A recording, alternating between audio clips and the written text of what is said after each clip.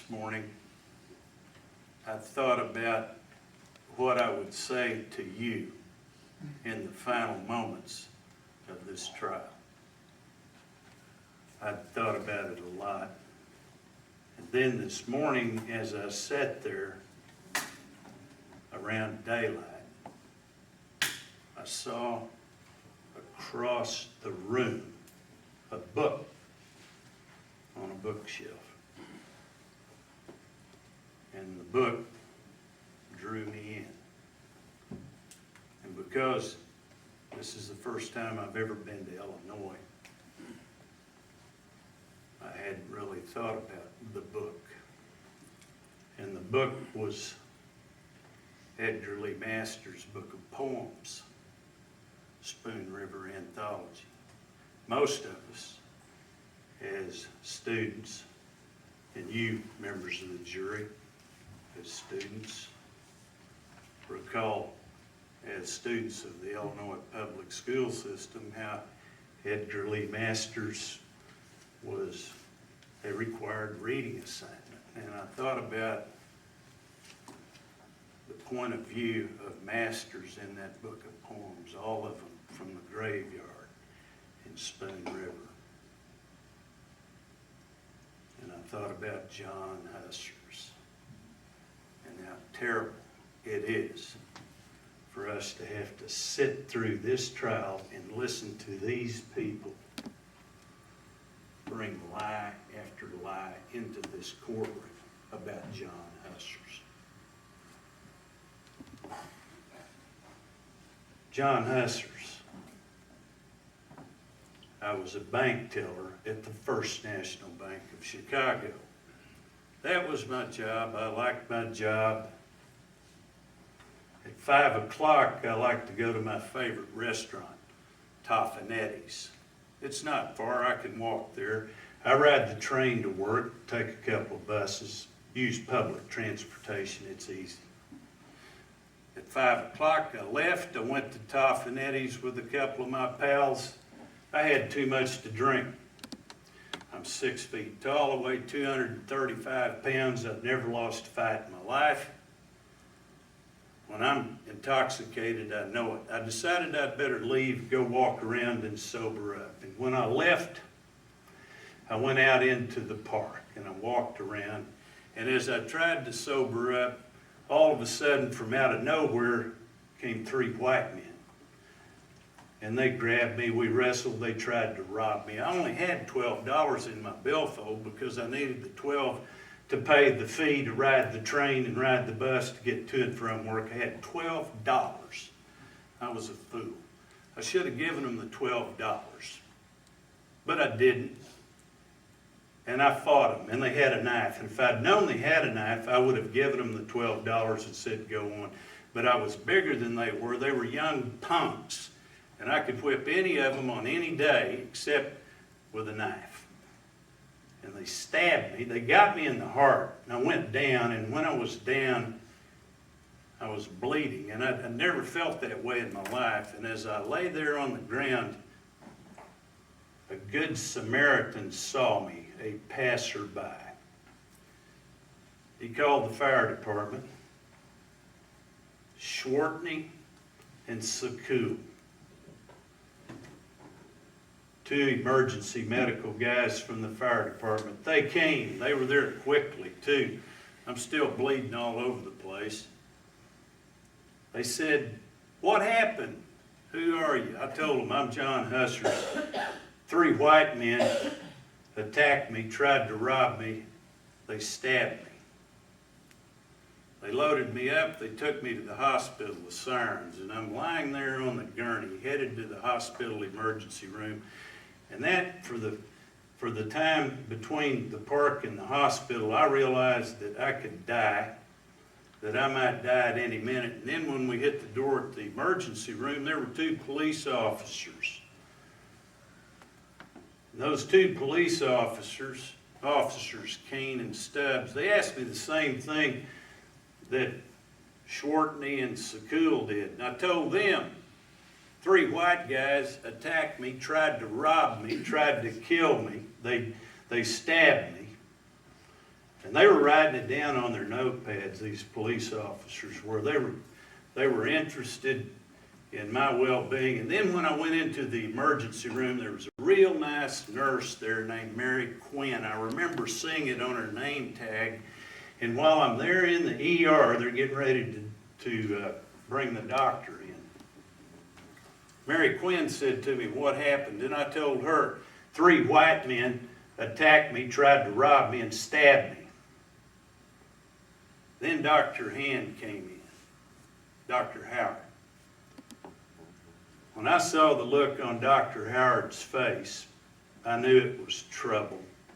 I could tell by his facial expression, I could tell by his tone of voice, I could tell by the speed with which he worked that I was probably going to die. They never told me that, but I knew that I was in real bad shape. And the 2 police officers, they were in the room with Mary Quinn and Dr. Howard, and they were there when I told the police officers again for the second time that I couldn't remember the description of the guys that robbed me because it happened real fast because I'd had too much to drink. And as I lay there in that emergency room, bleeding internally, bleeding externally, I heard somebody say something about my heart, that they got my heart, that it had been pierced, to call a cardiovascular surgeon, get him in there quickly. And I died at 3:12 a.m., July the 30th, 2005. And as I sit here in my grave thinking about how I was attacked by 3 white men wielding a knife, and I think about the police officers that took that information and turned it over to the people in charge of this case, I ask myself, why is it that they ignore what I said 4 different times to people that have no interest in this case, people who would gladly come into this courtroom just like they did during this trial and tell you what happened? What is it that they want to do? What's wrong with the American judicial system? Where is Thomas LeBeau? Why didn't they bring LeBeau in here? Why was it that Baker's lawyer had to call LeBeau?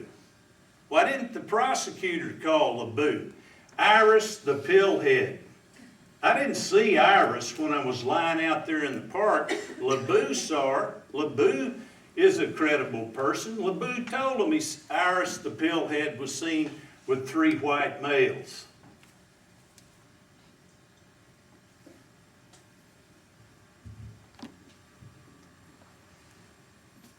I feel real bad for the family of John Hussers. Now I want to tell you folks, I know it's been terrible to sit here through this courtroom and hear the character of your son, brother, loved one assassinated over and over and hear him called a liar.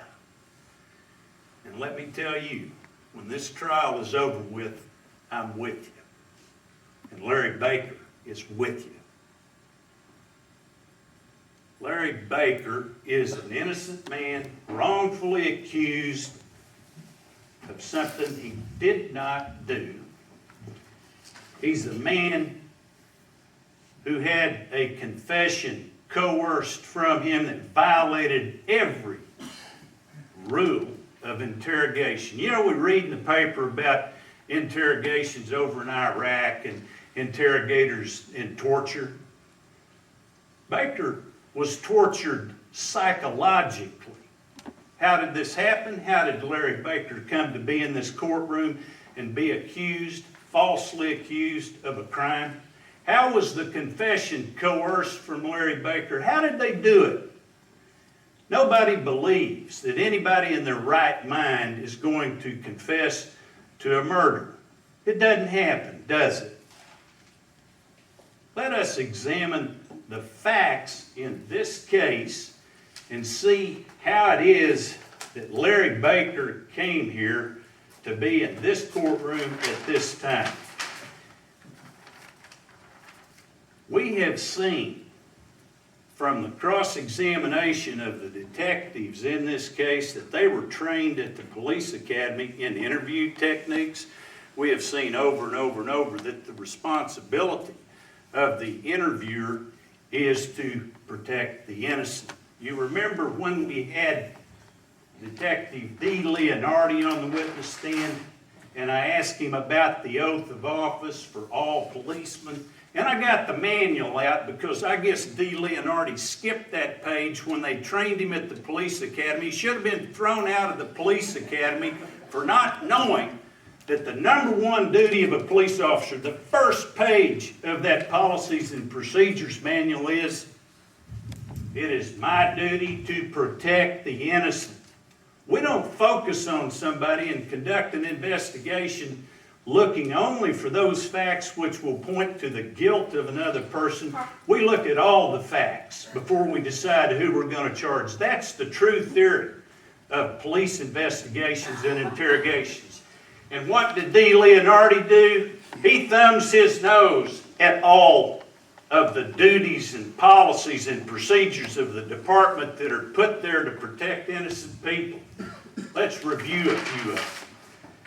Number one, the policies and procedures require that interview witnesses separately, that you don't put all the witnesses in one room and interview them together at one time because there's a contamination of information. A friend of mine who's a lawyer, who used to be a policeman, he jokes about interviews, and it's so appropriate. I've laughed at this the whole time I've known him. And he says, the only time it's more blessed to receive than give is when you're interviewing a witness. And that it needs to be with an open-ended question. It needs to be when the information comes from the witness's own memory or perceptions, rather than information that's suggested through a leading question or information that's fed to the witness by other witnesses who have an interest in the outcome or a motive. Never use leading questions. Rule number 2, not my rule, the rule of the Chicago Police Department. Rule number 3, this one. I cannot believe that this is 2005 and we don't have a single tape recording, we don't have a single video recording of anything. What are we supposed to do? Guess people into the penitentiary? Has it come to the point in the American judicial system that we're too busy to buy a $25 tape recorder and one of those micro cassettes and say, here, Mr. Otero, we're going to tape record this. Is that all right with you? What's wrong with a police department who won't even follow their own policies and procedures and record in the field? I'd sure like to have that 3 to 4 minute conversation we heard about between D. Leonardi and Roger Moss, Rita Storm, Stormy Jane, bring her on down. You know, wouldn't you like to have the 3 to 4 minute conversation?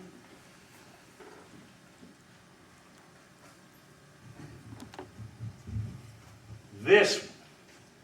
There is no excuse for the video recording system not to be on during the entire interview in the department. Absolutely none. You heard Hogan when I pressed him, and Hogan tried to pass the buck to D. Leonardi and say, it was his investigation, he's supposed to do it. I'm sorry.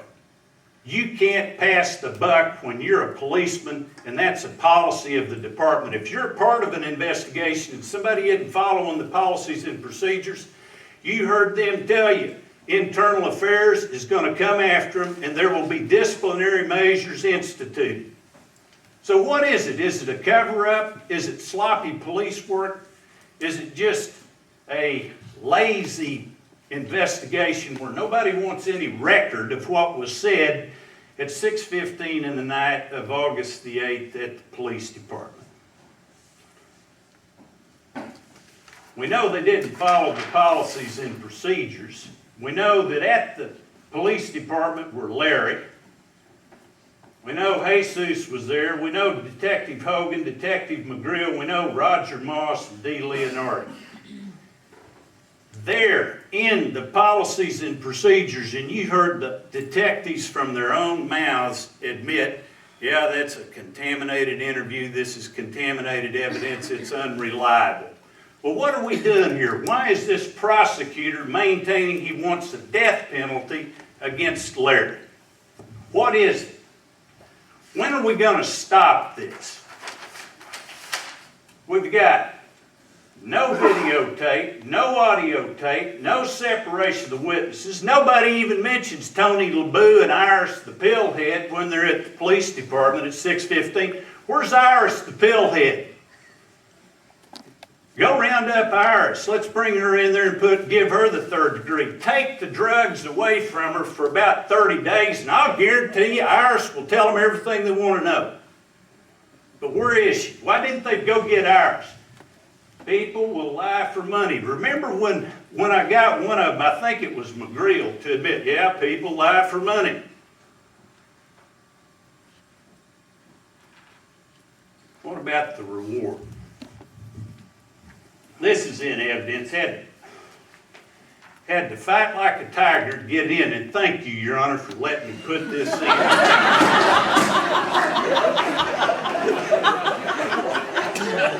I'm just trying to be realistic. You guys know how this is. I really appreciate it. Listen to this. You know, I tried to get them to read it, and they danced all over the place. First National offers reward. Mr. Omar J. Livingston, chairman of the board of the First National Bank today, announced an offer of a reward in the amount of $5,000 to be paid by the bank for information leading to the arrest and conviction of the person or persons who assaulted, stabbed, and murdered John Hussers, an employee of this bank, at 10:00 p.m. Friday, July 29th, 2005, in the area east of Michigan and between Madison and Monroe Streets, the city of Chicago. The amount of the reward will be divided between those entitled to receive it. And then this thing's in the newspaper on the 30th of July, 1984. Isn't it interesting when we do a timeline and we look at what's in the newspaper on July the 30th, and we look at the telephone calls that went from Roger Moss, Rita Storm, to his old pal, D. Leonardi. Did you hear him on cross-examination when I made Moss admit that he had known D. Leonardi for 4 to 5 years? You know, he waffled all over the place when I tried to get him to admit that he was an informant, that he had served as an informant, that he gathered information out in the field. You folks draw your own conclusions from that. You know what it's all about. Those guys, they wouldn't answer a single question, had them on there for 4 hours, wouldn't talk about any relationship other than, yeah, I knew him for 4 or 5 years. I saw him driving around the neighborhood. What's really critical, and you heard it, and I've got the transcript, what's really critical is when we know what it was that prompted Moss to make the phone call to D. Leonardi. You heard Moss, under oath on the witness stand, say, question, did you read any articles in the newspaper about the case from the time it happened until the day they arrested Baker? Answer, yes, I didn't read it on the 30th of August. Question, the 30th of July, you mean? Answer, yes. That was the day you saw D. Leonardi. Correct. Did the newspaper on the 30th of July say anything about a $5,000 reward? This is it. This is the question that tells us more about what's going on in this case than anything that's happened in this case. No. If it did, they didn't read it to me. He says he read it, and then all of a sudden, in the middle of the questioning, he changed his stream. No, if it did, they didn't read it to me. Who read it to you? A man hangs around in the park. What's the man's name? I don't know. He knew about the reward. He read it in the newspaper, and that's how we came to be here today. He calls D. Leonardi, and he thinks to himself, this is 5,000 quick ones I can get. I make $1,000 a year as a female impersonator at the Isle of Capri in the Top Hat Lounge, and what I can rip off of people. This is 5 times my annual income. This is a good deal. It's a bird nest on the ground. Let me call D. Leonardi. I know Larry Baker. Larry's a simpleton. Look at Larry. Here we have Larry Baker. No family, no friends, no home, no place to go, no money. He is an isolated person. He is someone who has nobody that loves him and cares about him. He has no physical or emotional affection in his life from anybody. He is one of those lonely people who wander aimlessly, who need help. But deep down inside of Larry is the voice of the little boy. And that voice says, help me. Somebody please help me. And that's why we're here. Because in this case, where people will lie for money, you members of the jury, myself, the judge, that's why we have a judicial system. We have a judicial system to protect the innocent from wrongful accusations, to protect the innocent where we have false confessions coerced from people like Larry. It is our responsibility, it's my responsibility to bring you the evidence upon which you can rely and make an informed decision about this case. You are an American jury, and thank God we still have juries in America. Thank God that this prosecutor doesn't get to decide on his own who goes to prison or who goes to death row. We all have a duty as officers of the court. I've got a responsibility. You're officers of the court. We've got a duty, number one, to follow the law, and number two, to do justice. To do justice in a case. And when we've got someone who is coerced into a false confession, we have to remember what it is in history that tells us that people do that. We've had witchcraft trials in Salem, Mass. Some of you talked about that when we were in Bordeaux. Some of you read about that. You know, those were people who confessed to being witches. How ridiculous is that? You know, unbelievable. I cannot comprehend how anybody's going to say, I'm a witch, but they did it. More closer to home, and this one really gets me.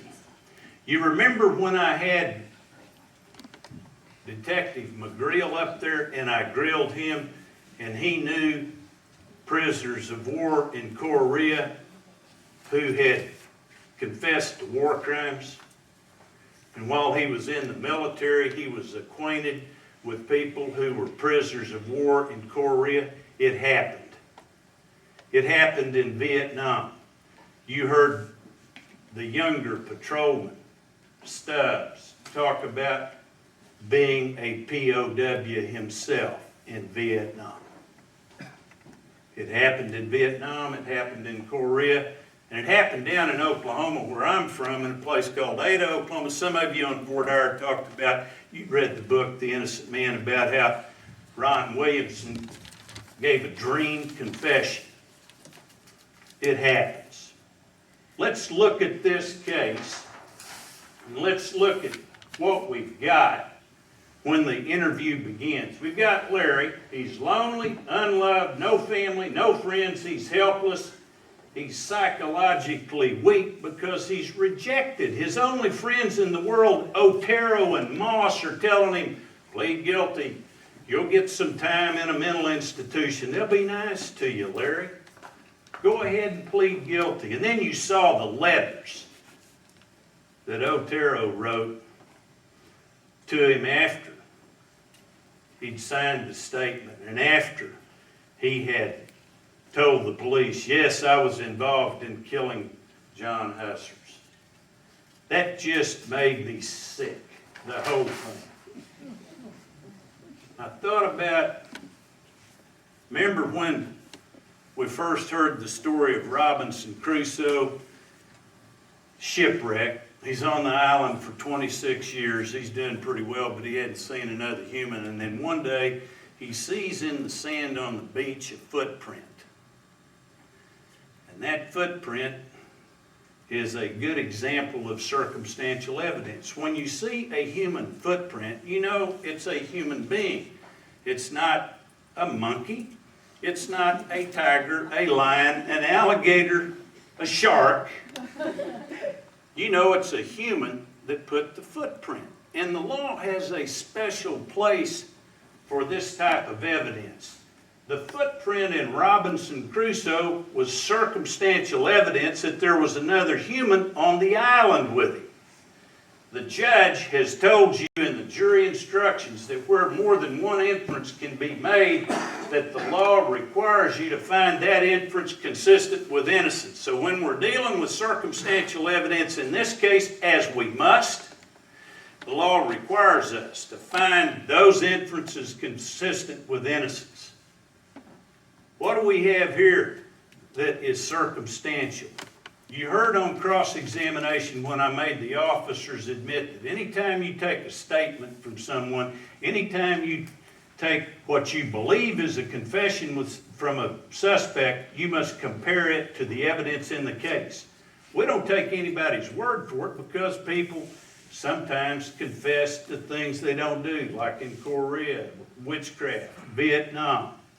We look at the circumstances. We want to know what there is about the circumstances that tell us that what's been said by the suspect is the truth. Number one circumstance, we got an autopsy, right? And the autopsy says John Hussars was stabbed in the chest. What did Hussars himself say? Hussars said, I'm stabbed in the chest. Moss says the first conversation he had with Baker, Baker told him he stabbed somebody in the neck. Remember that? That's the 3 to 4 minute one, if my memory's correct. The 3 to 4 minute conversation on the 30th. This one, Otero said he stabbed him in the stomach 2 times. They're all in the same room. They're all talking. Otero and Moss are in there. When Hogan takes the statement from Baker, and Baker says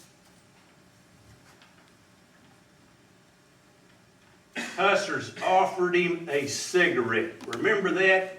Let me read it to you. This is just amazing. Question. It's at page 66.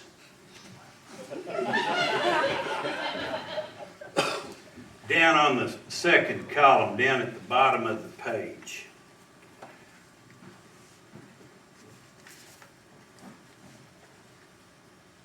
This is Hogan. After a short while, this man asked if he would like a cigarette. Hussars didn't smoke. There's no evidence anywhere that Hussars ever smoked, not even when he was drunk. Circumstance number one that's inconsistent with what we have in the statement given by Baker. Then, according to Hogan, we know that Hogan says Baker told him that Hussars masturbated. Now, where is the scientific evidence, some seminal fluid from the fly, underwear, it's going to be there. If he masturbated, there's going to be seminal fluid, spermatozoa on the fly, in the underwear. We don't guess people into the penitentiary. It's not our responsibility to do that, it's theirs. We know that's inconsistent. And then the last one, Baker, Otero and Moss say it was for robbery. Baker told Hogan that the wallet was empty. Now, if Baker tells Hogan the wallet is empty, and Moss and Otero are saying it's got money, and that the robbery's about money, something's not right. Somebody's not telling the truth, right? So what do we do here? The one that got me the most was Baker told him that he stabbed Hussers in the stomach 2 times. Let's go to the ME's report. This is page 61. Gastrointestinal system. The liver weighed 2105 grams. The gallbladder was normal, contained normal green bile. The parenchyma of the liver was normal, and also the capsule of the liver. The spleen weighed 265 grams and appeared grossly normal. The remainder of this tract was normal. Well, I'll be. You know, if he got stabbed in the stomach twice, nothing is going to be normal in the gastrointestinal system, right? I mean, we all know that. So if we've got Baker masturbated, the wallet's empty, he stabbed him in the stomach 2 times and offered him a cigarette, something doesn't add up.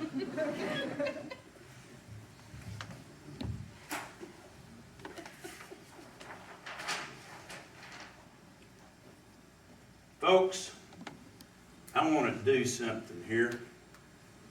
I've never done this as a lawyer, but I'm going to do it today.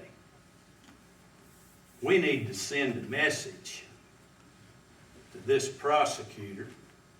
We need to send one to the Chicago Police Department, loud and clear, that we will not tolerate anybody bringing false accusations against innocent people like Larry Baker, and that we're not going to tolerate it another minute, and that we want them to know that when someone is interviewed by the Chicago Police Department, they're going to follow the policies and procedures that have been set out in that manual. They're going to follow them to the letter of the law, and I don't care if it's President of the United States or Larry Baker. Nobody's above the law. I'm not above the law. You're not above the law. Nobody is.